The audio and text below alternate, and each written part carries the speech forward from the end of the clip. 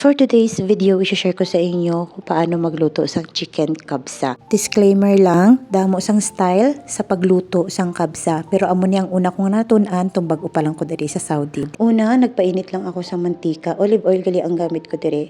Tapos nung nag-init na siya, gingisa ko na dayon ang sibuyas kag ang ahos. Tong nag-change na ang kulay sang sibuyas kag ahos, gin-add ko na ang dahon sang laurel, dried lemon, cinnamon stick, dried turmeric. Gini sila madula every time nga magluto ka sa mga Arabic food. Pagkatapos ginmekos-mekos ko lang, gin-add ko na dayon ang gin-blend nga kamatis.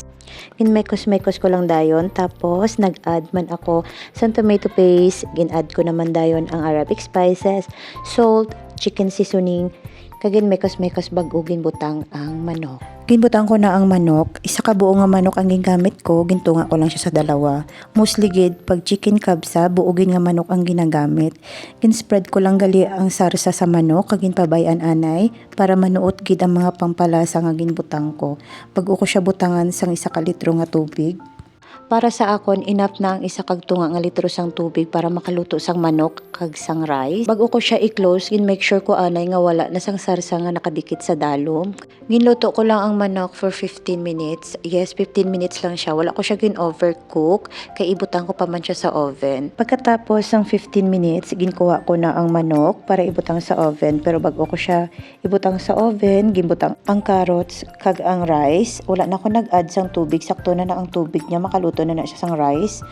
Tapos ginmekos-mekos ko lang bago ko siya gintakloban. So ginluto ko lang ng rice for 20 minutes. Sa mahinang apoy, ay wow, nakatagalog. Dapat hinay lang gid ang kalayo niya kay budlay mabatok ang rice. Baliktad diri sa manok. Bago ko siya i-oven, nagmix na ko sang olive oil, tomato paste kag paprika, tapos ginbrush ko sa iya para pag gin-oven siya hindi siya dry lantaw. Gin-oven ko lang siya hasta nga mag-change lang ang kulay sang panit sang manok. Wala ko siya ginbatok ha. After 20 minutes, luto na ang rice. Oh, perfect. So ginhanda ko na ang akon nga mahiwagang malaking plato. Char. Tapos gibaliskad ko na ang kanon. O, taga-test dadra, shout out sa inyo. Tapos pag hindi nakapasa ang aplikante nyo, next nila nga training sila na magbayad. O, diba, saan ang Russian settings?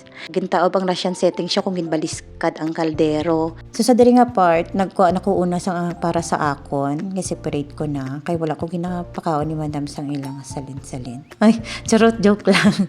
O, wala manggid. Kung may tira-tira sila, mga alaga ko ang kakaon pagkapos, ginainit ko lang. Pagkatapos ginbutang ko na diri ang manok. O, diba, ang ganda ng manok. Gipartnera lang na diri ni madam sang mulukiya, ginger kag onion leaves. So wala ko nagimo sang salata. So hasta na lang diri ang akon nga video, guys. See you on my next video. Bye. Thank you for watching.